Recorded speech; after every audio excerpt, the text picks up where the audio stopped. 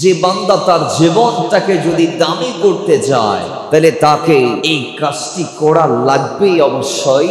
সেটা হচ্ছে ওই আমল, সেই আমল আমাদের প্রত্যেকটা আমলকে মওলার দরবারে মকবুল করিয়ে দেয়।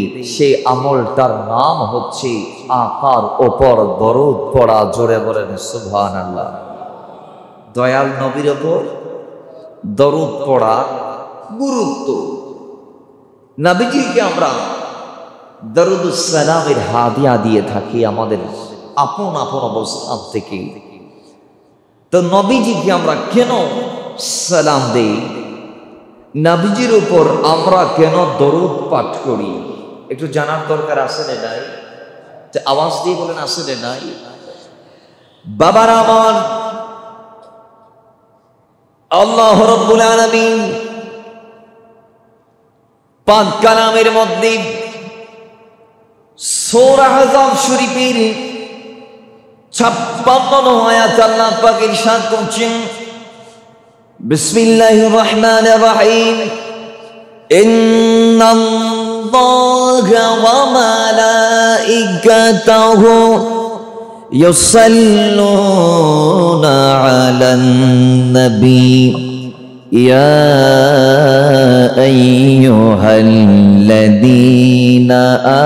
আমানু সাল্লু আলাইহি ওয়া সাল্লিমু তাসলিমা। জোরে বলি সাল্লাল্লাহু আলাইহি ওয়া সাল্লাম। এই আয়াত পাঠ করলে দরুদ পাঠ করতে হয়, সুবহানাল্লাহ কি বলা যাবে না?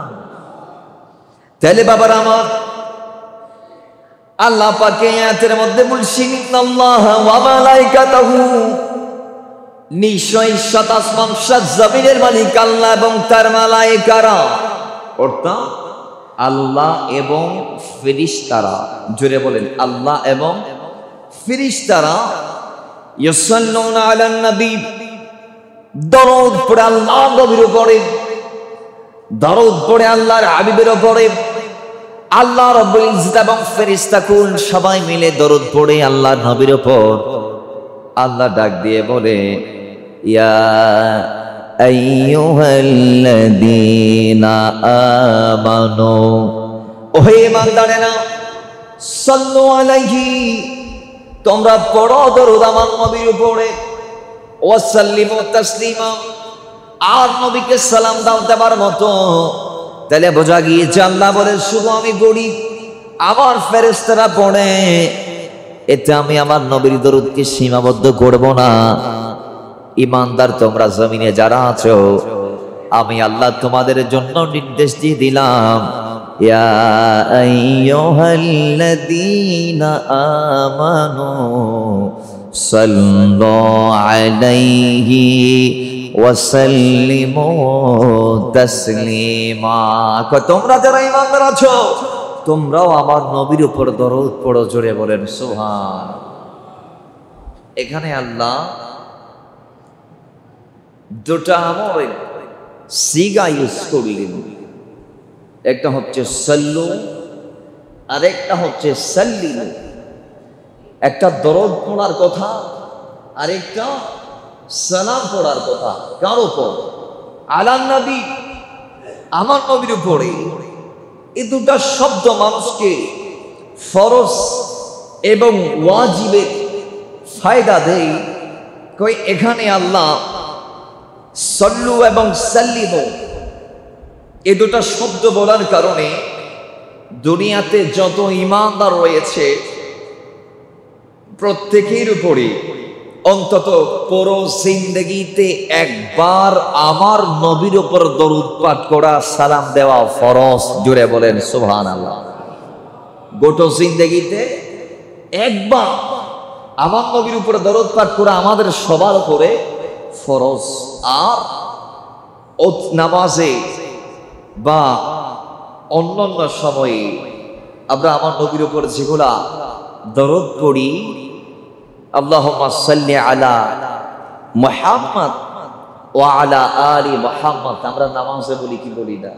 বলি। তাশাহুদে পড়ে শেষ বৈঠকে, দ্বিতীয় রাকাতের বৈঠকে মাগরিবের সলাতের 3 রাকাত বিশিষ্ট নামাজেও 2টা বৈঠক আছে না নাই?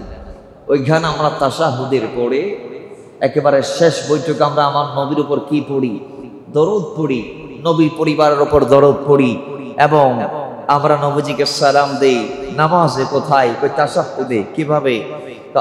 আল্লাহর দরবারে আমরা তাহিয়া পাঠ করার পরে আত-তাহিয়াতু লিল্লাহি ওয়াস সালাওয়াতু ওয়াত তাইয়্যিবাত, আল্লাহর তাহিয়া পাঠ করার পরে এরপরে আমরা আমার নবীর উপরে দরুদ শরীফ সালাম এখানে দেই আমরা। এরপরে নবীজির পরে দুনিয়ার জমিনে যারা নেককার বান্দা আছে এদের উপরও আমরা সালাম দেই নামাজে। জুড়ে বলেন সুবহানাল্লাহ। এদের প্রতি আমরা সালাম দেই কোথায়? নামাজ থেকে। সুবহানাল্লাহ কি বলা যাবে না? তাহলে বাবার আমার সেই মদিনাওয়ালা নবীর উপর দরুদ আর সালাম কেমনটা দামি দেখেন। দুনিয়ার জমিনে সূরা আহজাবের এই 56 নং আয়াতের ব্যাখ্যায় আল্লামা মুফতি আহমদ ইয়ার খান নাঈমি আলাইহির রাহমাহ বলছেন, কই আল্লাহর এই জমিনে যত বান্দা আছে প্রত্যেক বান্দার উপরে আল্লাহর হাবিবের উপর দরুদ এবং সালাম পাঠ করা একবার ফরজ। যেটা বলেন একবার পাঠ করা ফরজ। নামাজ এবং সুন্নাত সহ অন্যান্য সময়ে পাঠ করা মুস্তাহাব এবং উত্তম আমল। কোন মজলিসে যখন নবীজির নাম উঠে আসে, কোন জলসায় যখন আমরা নবীজির নাম শুনতে পারবো, যেমন বক্তা বলেছে আল্লাহর হাবিব মুহাম্মদ, তখন আমরা সবাই পড়ব সাল্লাল্লাহু আলাইহি ওয়াসাল্লাম। এভাবে কোন বৈঠকে যখন আমরা নবীজির নাম শুনবো তখন আমরা দরুদ পাঠ করব। আর বৈঠকে যদি একাধিকবার আল্লাহর হাবিবের নাম উঠে আসে, একাধিকবার যখন নাম চলে আসবে, বারংবার চলে আসবে, তখন একবার যদি আপনি দরুদ পাঠ করেন ওয়াজিব আদা হয়ে যাবে। আর প্রত্যেকবারে যদি আপনি আল্লাহর হাবিবের নাম শুনেই যদি দরুদ পাঠ করেন তাহলে আপনার মুস্তাহাবের সওয়াব হবে। জুড়ে বলেন সুবহানাল্লাহ। এখন আমরা দয়াল নবীর উপরে আল্লাহর এই আয়াতকে মেনে বারংবার দরুদ পাঠ করি।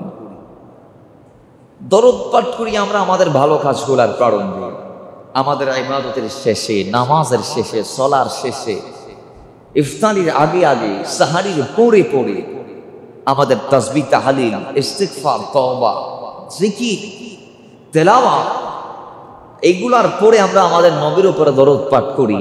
এখন আমাদের সমাজে একটা দল আছে যারা দরুদের বিপরীত অবস্থান নিয়েছে, যাদের কাছে মদিনাওয়ালার দরুদ ভাল লাগে না। আছে না নাই? জোরে বলেন আছে না নাই? এখন তাদেরকে একটু আমরা জানাই দেব দরুদ কেন পড়ব। বাবার আমার দেখেন যে আল্লাহর হাবিব সাল্লাল্লাহু তাআলা আলাইহি ওয়াসাল্লামের একজন সাহাবী আল্লাহর নবীকে জিজ্ঞেস করলেন, তার নাম হচ্ছে হযরত উবাই ইবনে কাব রাদিয়াল্লাহু তাআলা। হাদিস কানা ইমাম তিরমিজি তিরতান কিতাবের মধ্যে এনেছেন। তিরমিজি শরীফের মধ্যে আসছে হাদিস কানা, মিশকাতুল মাসাবির মধ্যে আসছে হাদিস কানা। হযরত উবাই ইবনে কাব বলছেন, আমি আল্লাহর হাবিবকে জিজ্ঞেস করলাম, ইয়া রাসূলুল্লাহ, সবাই পড়ি সাল্লাল্লাহু আলাইহি ওয়াসাল্লাম, আমি আপনার উপর অধিক পরিমাণে দরুদ পাঠ করি। জোরে বলি সুবহানাল্লাহ। ইয়া নবী আল্লাহ, আমি আপনার থেকে জানতে চাই, আমি আমার জিন্দেগিতে অধিক পরিমাণে দরুদ পাঠ করি। নবী আপনি আমার একটু বলে দেন আমি কেমন পরিমাণ দরুদ পাঠ করলে আমার জন্য কল্যাণ হয়, আমি কি রকম সময় আপনার দরুদের জন্য বরাদ্দ করব। ইয়া রাসূলুল্লাহ আপনি বলে দেন। আল্লাহর নবী রাহমাতাল লিল আলামিন সঙ্গে সঙ্গে তাকে বললেন, আমার সাহাবী তুমি যা চাও, কোনো নির্ধারিত সময় নাই, টাইম ফিক্সড করা নাই, আরে তোমার যেমন চাই যত বেশি পারো দরুদ পাঠ করো, এটাই তোমার কল্যাণ। জুড়ে বলেন সুবহানাল্লাহ। এটাই তোমার লাভ।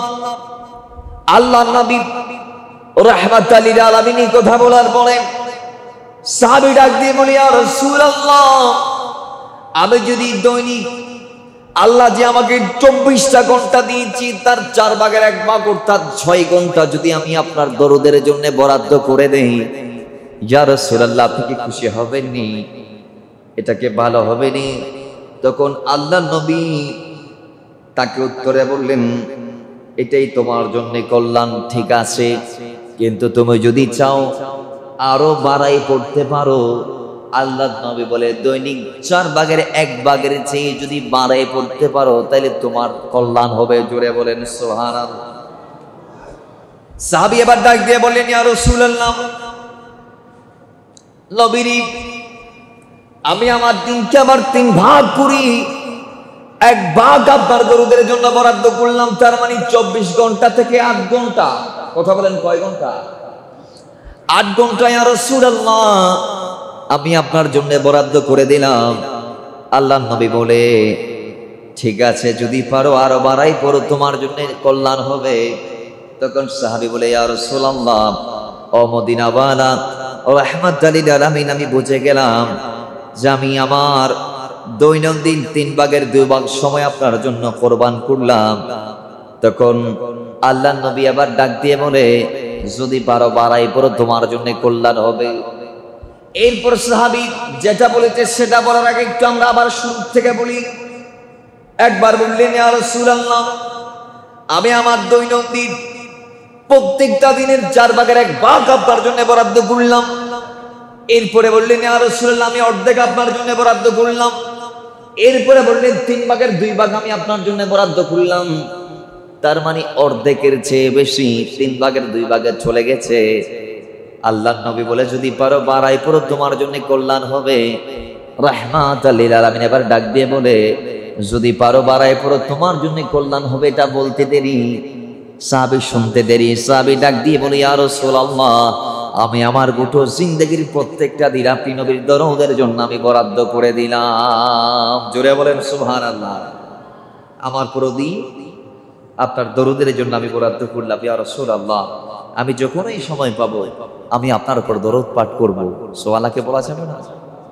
আল্লাহর হাবিব সাল্লাল্লাহু বললেন যে এটা যদি করতে পারো, এটা যদি করতে পারো, তাহলে তুমি সমস্ত বালা মুসিবত থেকে মুক্তি পাবে এবং এই দরুদের সাদকায় তোমার সমস্ত গুনাহ মাফ করা হবে। কেন? হাদিসে রাসূল সাল্লাল্লাহু আমরা যা জেনেছি হাদিসের বরাতে, যে আল্লাহর নবী সাল্লাল্লাহু আলাইহি ওপর যখন বান্দা দরুদ পাঠ করে, বলেন আল্লাহর নবীজির ওপর যখন বান্দা দরুদ পাঠ করে, সেই দরুদের সাদকায় আল্লাহ আমাদের গুনাহ মাফ করে দেয়। সুবহানাল্লাহ। বলেন, আপনার কয় হাজার হাদিস লাগবে দরুদের উপরে? ফাজাইলে দরুদের ব্যাপারে এত বেশি বলা হয়েছে হাদিসে পাকে, আপনাকে একেবারে চমকিয়ে দিবে। কিভাবে?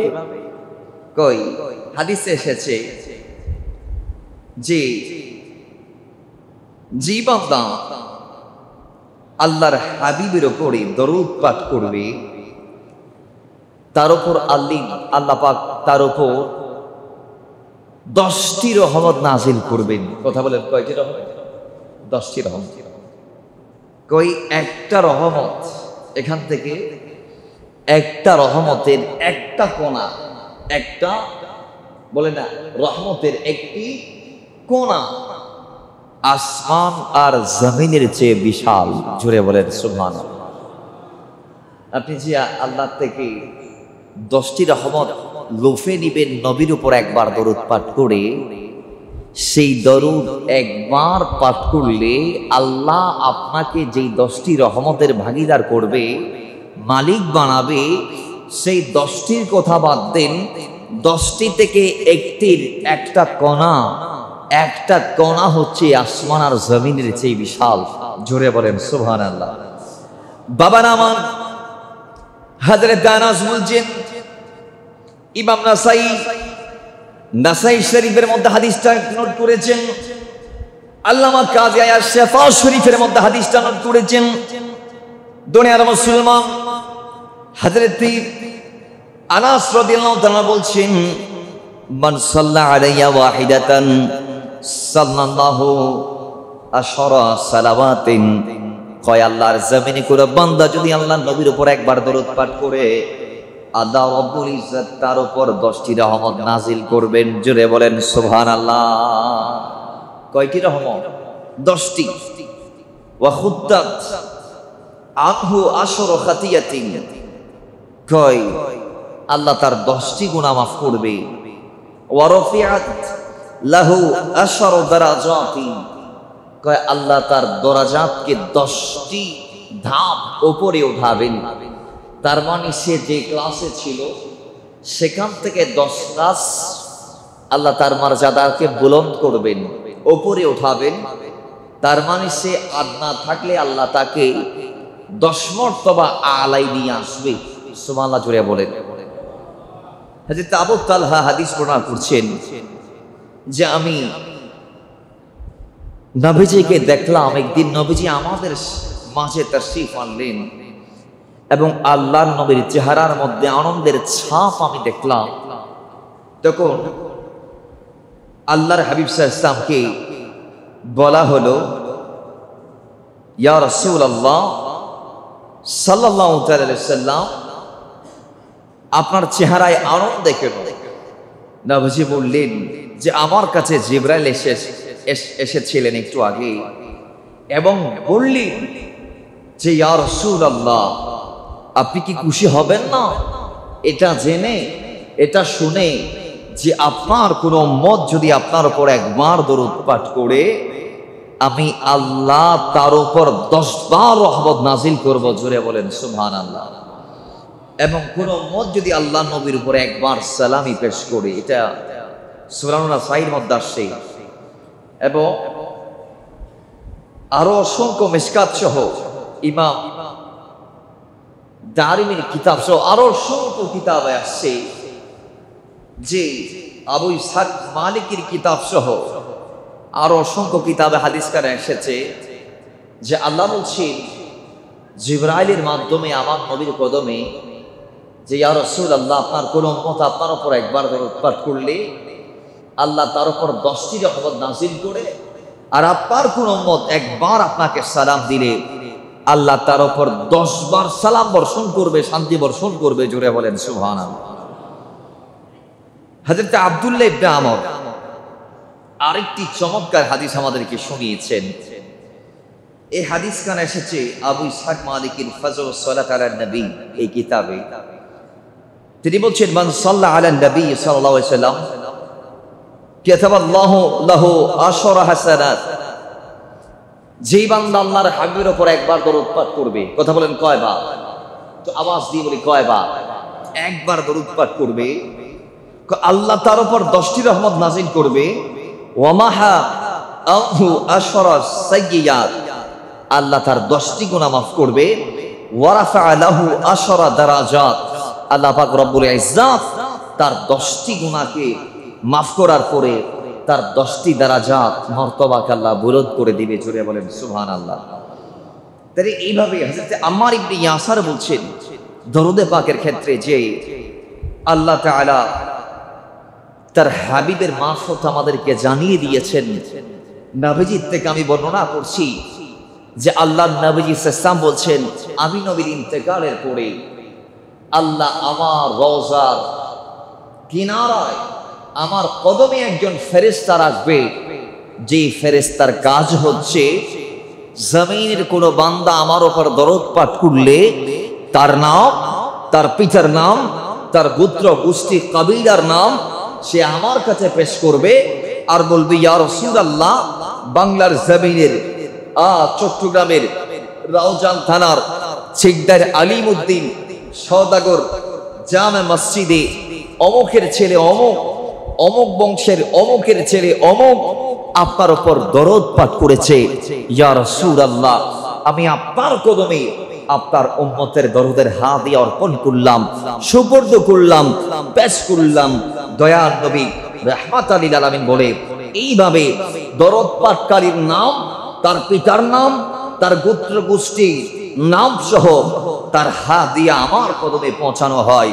এবং যেই বান্দা আমার উপর দরদ পাঠ করবে আল্লাহ তাআলা তার উপর 10টি রহমত নাযিল করবে, এবং যে দরদ আরো বাড়াবে আল্লাহ তার উপর রহমত আরো বাড়াই দিবে। বাবার আমার, আপনি কোথায় আছেন? হযরত আব্দুর রহমান ইবনে আউফ তিনি বলছেন, একদিন আমি আমার নবীর পিছন পিছন শহর থেকে বের হলাম। আমি দেখছি খারাজা রাসূলুল্লাহ সাল্লাল্লাহু আলাইহি ওয়াসাল্লাম ফাতাবাতুহু, আমি আমার নবীজির কদমে পদাঙ্কের অনুসরণ করতে করতে নবীর পিছন পিছন যাইতে লাগলাম।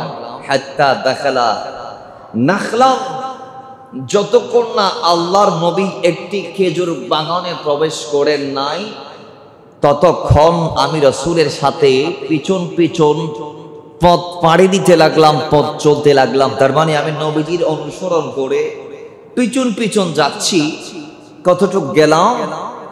যতক্ষণ আমার নবী একটি খেজুর বাগানে প্রবেশ করে নাই ততক্ষণ আমি নবীজির পিছন পিছন পথ পাড়ি দিতে লাগলাম। জোরে বলেন সুবহানাল্লাহ।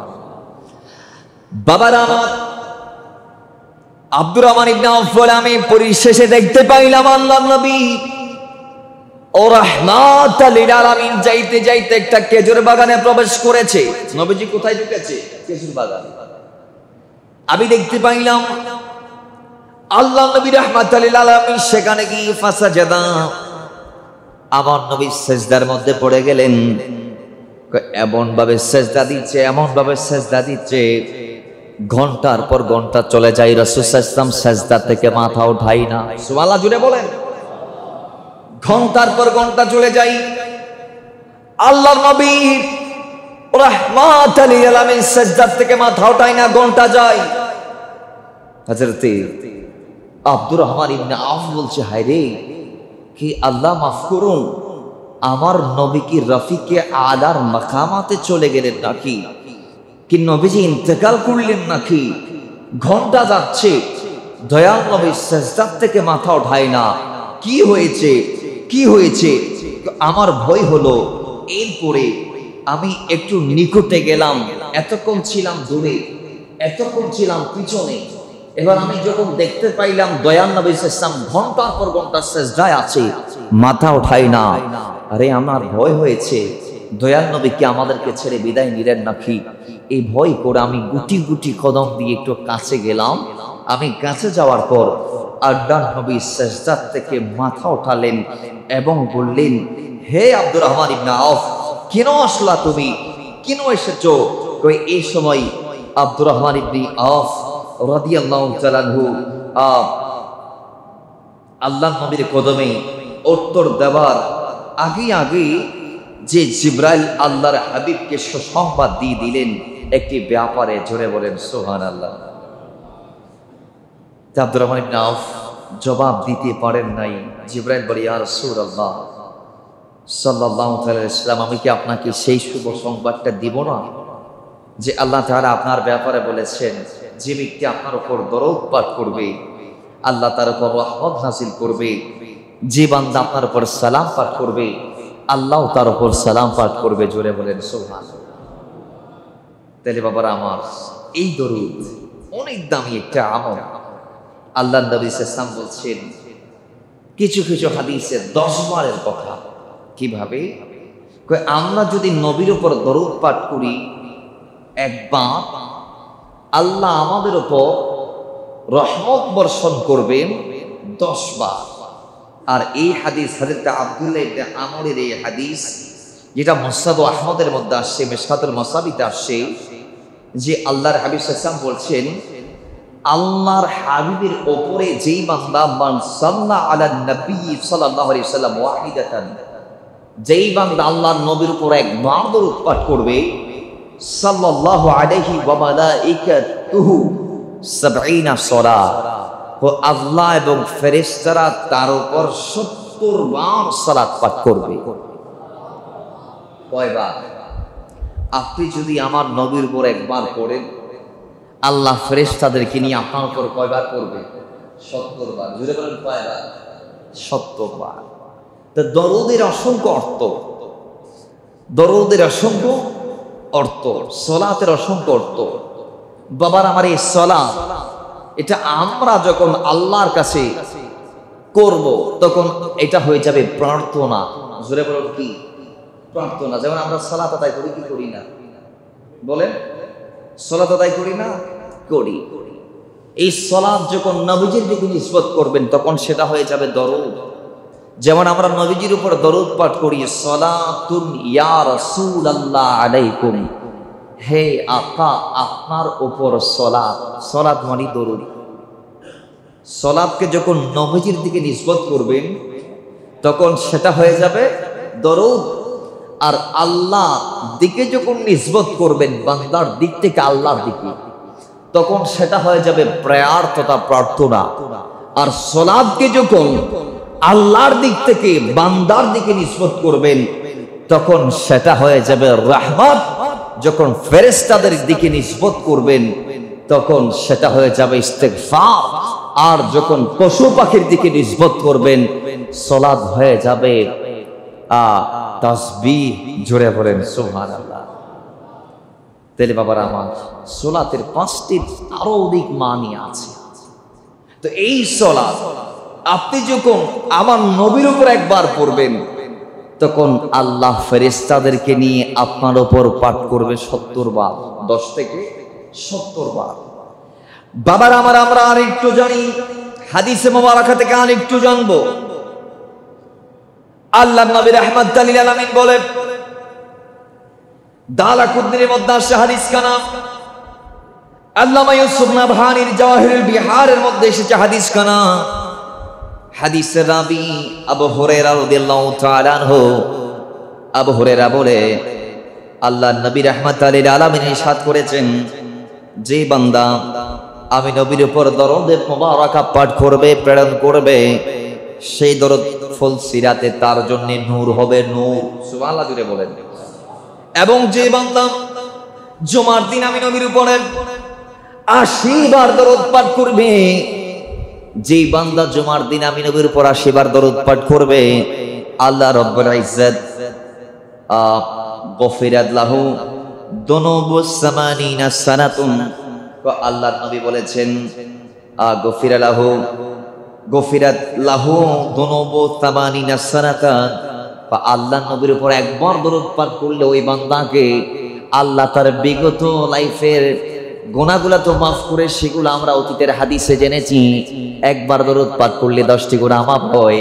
কিন্তু এই হাদিস আমাদেরকে স্পষ্ট করে দেয়, যদি 80 বার জুমার দিন পাঠ করতে পারি তাহলে আল্লাহ রাব্বুল ইজ্জত আমাদেরকে বিগত 80 বছরের গুনাহ মাফ করে দিবে। কয় বছর? 80। অতীতে জেনেছি একবার পাঠ করলে 10টি গুনাহ মাফ, কিন্তু এখন জুমার দিন যদি আপনি 80 বার পাঠ করতে পারেন 80 বছরের গুনাহ আল্লাহ মাফ করে দিবে। সুবহানাল্লাহ জুড়ে বলুন। বিশেষ করে আসরের হাদিসে মুবারাকার মধ্যে এসেছে, কেউ জুমার দিন 80 বার আসরের পরে আল্লাহর হাবিব সাল্লাল্লাহু আলাইহি ওয়াসাল্লামের উপর দরুদ পাঠ করতে পারলে আল্লাহ তার বিগত 80 বছরের গুনাহকে মাফ করে দিবে। আল্লাহর নবী সাল্লাল্লাহু আলাইহি ওয়াসাল্লাম এই খাদেম হযরতে আনাস আমাদেরকে জানিয়েছেন নবীজির বরাতে, যে নবী সাল্লাল্লাহু আলাইহি ওয়াসাল্লাম ইরশাদ করেছেন, তোমরা যখন এক ভাই আরেক ভাইয়ের সাথে দেখা সাক্ষাৎ করবা, মুসাফাহা করবা, করমর্দন যখন তোমরা করবা, তখন তোমরা ওই সময় আমার উপর তোমরা দরুদে পাক পাঠ করো। সুবহানাল্লাহ জুড়ে বলেন। এক ভাই আরেক ভাইয়ের সাথে দেখা সাক্ষাতে আমরা আল্লাহর হাবিবের উপর কি পাঠ করব? দরুদ পাঠ করব। কেন? যদি তোমরা আমার উপর দরুদ পাঠ করতে পারো তাহলে দুই ভাই দেখা হয়ে আবার পৃথক হওয়ার আগে দুইজনকে আল্লাহ মাফ করে দিবে। দুই ভাইয়ের পরস্পর দেখা হলো, করমর্দন করা অবস্থায় আল্লাহর হাবিবের উপর দরুদ পাঠ করলেন। দেখার জায়গা থেকে দুই ভাই দুই জায়গার দিকে প্রস্থান করার আগে আল্লাহর হাবিব সাল্লাল্লাহু আলাইহি ওয়াসাল্লামের উপর দরুদ পাঠ করার কারণে আল্লাহ আপনার জিন্দেগীর গুনাহগুলো মাফ করে দিবে। হযরত হাফেজ আবু নাঈম হুলিয়ার মধ্যে তিনি হযরত আলী ও আবু বকর রাদিয়াল্লাহু থেকে বর্ণনা করেছেন যে আল্লাহ নবীর উপর যখন দরুদ পাঠ করা হয় তখন বান্দার গুনাহ এমন ভাবে মুছে যায় যে আগুন যেমন পানিকে নিভিয়ে দেয়, ঠিক সেইভাবে আল্লাহর নবীর দরুদ আমাদেরকে গুনাহমুক্ত করে দেয়। তিনি শুধু এই কথা বলে শেষ করে নাই, নবীজির উপর দরুদ পাঠ করা এটা গোলাম আজাদ করার চেয়ে দামি, এবং আল্লাহর হাবিবের কদমে আমরা রাত দিন 24 ঘন্টা জিন্দেগিটাকে কোরবান করে দিচ্ছি। যারা দয়াল নবীকে ভালোবাসি, কই সেই নবীজিকে ভালোবাসা আল্লাহর রাস্তায় জিহাদ করার চেয়ে উত্তম। জুড়ে বলেন সুবহানাল্লাহ। আব্দুল্লাহ মাদ্রিস দেহলভী জাজবুল কুলুব এটা বলেছে, নবীজির উপর দরুদ পড়া গোলাম আজাদ করার চেয়ে দামি, নবীজিকে ভালোবাসা জিহাদের চেয়ে দামি। সুবহানাল্লাহ। জুড়ে বলেন। বাবার আমার, হযরত আবু কাহেল রাদিয়াল্লাহু তাআলা থেকে বর্ণনা, তিনি বলছেন নবী সাল্লাল্লাহু আলাইহি ওয়াসাল্লাম আমাকে বললেন, হে আবু কাহেল, যে ব্যক্তি প্রতিদিন ও প্রতি রাতে আমার ওপর 3 বার দরুদ পাঠ করবে আমার ভালোবাসায় আন্তরিকতা নিয়ে, কই ওই রাতে ওই দিনে তার যা যা গুনাহ হয়েছে আল্লাহ তাকে সবগুলা মাফ করে দিবে। জোরে বলেন সুবহানাল্লাহ। তাহলে রাতে 3 বার, দিনে 3 বার। জোরে বলেন রাতে 3 বার, দিনে 3 বার। যদি আপনি আল্লাহর হাবিবের উপরে ন্যূনতম 3 বার করে, কথা বলেন কয়বার? রাতের বেলা 3 বার, দিনের বেলা 3 বার। আপনি যদি এই দিন এবং রাতে 3 বার করে আল্লাহর হাবিবের উপর দরুদ পাঠ করতে পারেন, আল্লাহর কসম আজকের রাত, আজকের দিন, এই 6টা দরুদ আপনার জীবনের ওই দিনের রাত এবং দিনের গুনাহগুলা মাফ করে দিবে। জোরে বলেন সুবহানাল্লাহ। আমরা আরেকটা হাদিস বলে আগামী জুমার জন্য আরো অসংখ্য ওয়াকিয়া রেখে বিষয়টাকে এখানে সমাপ্ত করব। হাদিসে পাকের মধ্যে আসছে, হাদিস কানে এসেছে আল্লামা ইউসুফ নাবহারির জাওয়াহিরুল বিহারে 4th খণ্ডের 167 নং পৃষ্ঠায়। হাদিসের রাবি হযরত আব্দুল্লাহ ইবনে ওমর, তিনি বলছেন কিয়ামতের দিন মানুষের ওজন নির্ণয় করবে আল্লাহ, স্থায়িত্বের ভিত্তিতে, সংখ্যার ভিত্তিতে নয়। কে কতটা বেশি আমল করেছে সেটা নয়, কে আমল করেছে আল্লাহ রাসূলের মহব্বতে, কার ওজন ভারী, কার আমলটা পিওর, একেবারে পরিপাটি, আল্লাহ এগুলা দেখবেন। সেজদা কয়টা, কয় লাখ, কয় রাকাত, কত কোটি টাকা দান করছেন এগুলা নয়। 1 টাকা দিয়েছেন সেটা কি আল্লাহর জন্য দিয়েছেন কিনা সেটা আল্লাহ দেখবেন। একটা সেজদা দিয়েছেন জমিনে, সেটা কি আল্লাহকে রাজি করার জন্য, নাকি লোকে নামাজি বলবে সেই কথা পাওয়ার জন্য, এটা আল্লাহ দেখবে। তো আল্লাহ সেদিন যখন বান্দার আমল মাপবে, তখন আদম সাফিউল্লাহ সবুজ রঙের জামা পরিধান করে আরশের ছায়ায় বসে বসে তার সন্তানদের আমল নামা দেখবেন। তো তিনি দেখতে পাবেন একজন বনি আদমকে, তিনি আবার আমার নবীর উম্মত, ওই নবীজির একজন উম্মতকে ফেরেশতারা জাহান্নামের দিকে নিয়ে যাবে। সওয়াব কম, গুনাহ বেশি বিদায়। বলেন সওয়াব কম, গুনাহ বেশি বিদায়, তাকে জাহান্নামে নিয়ে যাবে। আদম সাফিউল্লাহ দৃশ্যটা দেখে সহ্য না করে আমার নবীকে ডাক দিবেন ইয়া আহমদ বলে। বলেন ইয়া আহমদ বলে। তখন আমার নবী বলবেন লাব্বাইক ইয়া আবাল বাশার। আমার নবী আদম সাফিউল্লাহর কদমে তৎক্ষণাৎ সাড়া দিবেন। আদম সাফিউল্লাহ আমার নবীর কদমে সাড়া দেওয়ার পরে আদম সাফিউল্লাহ আমার নবীর উম্মতের দৃশ্যটা নবীজিকে দেখিয়ে দিবেন। নবীজি তৎক্ষণাৎ তড়িঘড়ি করে সেদিক যাবেন এবং বলবেন, হে ফেরেশতারা, তোমরা আমার উম্মতকে জাহান্নামে নিয়ে যাইতে পারো না, অথচ আমি রাসূল সেটা মেনে নিব না। জোরে বলেন সুবহানাল্লাহ। সেদিন ফেরেশতারা আল্লাহর নির্দেশে আল্লাহর হাবিবের কথা শুনবে। তারা 19-20 করতে চাইবে। আল্লাহর নবী এক হাতে দাড়ি মোবারক ধরে আর এক হাত উঁচা করে ফরিয়াদ করবে, রাব্বি দেখো এরা কি বলছে, আমার কথা শুনছে না। গায়েব থেকে আওয়াজ আসবে, আতিয়া মুহাম্মদ, আমার নবীর অনুরোধ, আমার নবীর নির্দেশ, আমার নবীর আদেশ, আমার নবীর প্রত্যাদেশ। এক কথায় নবীজি যেভাবে বলছে তোমরা সেভাবে করো। সুবহানাল্লাহ জুড়ে ফেরেশতারা বলবেন, হাবিব আপনি কি চান? আমি চাই আমার উম্মতকে আমার একবার জাহান্নামের গেটে নেওয়ার আগে একটিবারের জন্য মিজানের পাল্লায় নিবা, বাস একটু ওজনটা দেখবো, আর বেশি না। তখন নিয়ে যাওয়া হবে এক পাল্লায় সওয়াব, অপর পাল্লায় গুনাহ। সওয়াবের পাল্লায় আল্লাহর হাবিব সাল্লাল্লাহু আলাইহি ওয়াসাল্লাম পকেট মোবারক থেকে একটা কাগজের টুকরা বের করে দিবেন, তৎক্ষণাৎ সেটা ভারী হবে, সঙ্গে সঙ্গে আওয়াজ আসবে, ইনি জান্নাতি, ওনাকে জান্নাতে দিয়ে দাও। সুবহানাল্লাহ জুড়ে বলেন। এখন জান্নাতের পোশাক পরাই তারা যখন জান্নাতে পাঠাইতে চাইবে, তখন সেই জান্নাতি বলবে, ফেরেশতারা দাঁড়ান, একটু আগে আমাকে নিয়ে যাওয়া হয়েছিল জাহান্নামে, একটা নূরের জাত এসে আমাকে বানিয়ে দিল জান্নাতি, আমি একটু তার সাথে মোলাকাত করব, কথা বলবো। তখন গোলাম রাসূল সাল্লাল্লাহু আলাইহি ওয়াসাল্লামের কদমে যাওয়ার পরে, গোলাম আমার নবীর কদমে যাওয়ার পরে আল্লাহর হাবিব সাল্লাল্লাহু আলাইহি ওয়াসাল্লামকে তিনি জিজ্ঞেস করবে, ইয়া রাসূলুল্লাহ সাল্লাল্লাহু আলাইহি ওয়াসাল্লাম, আপনার কদমে, ও হুজুর আপনার কদমে আমার জান, মায়ের জান, বাবার জান সব কুরবান, বলুন হুজুর আপনি কে? আপনাকে আমি চিনি না, কে আজকে আপনি এসে আমাকে বাঁচালেন, তাড়ালেন? আপনি কে?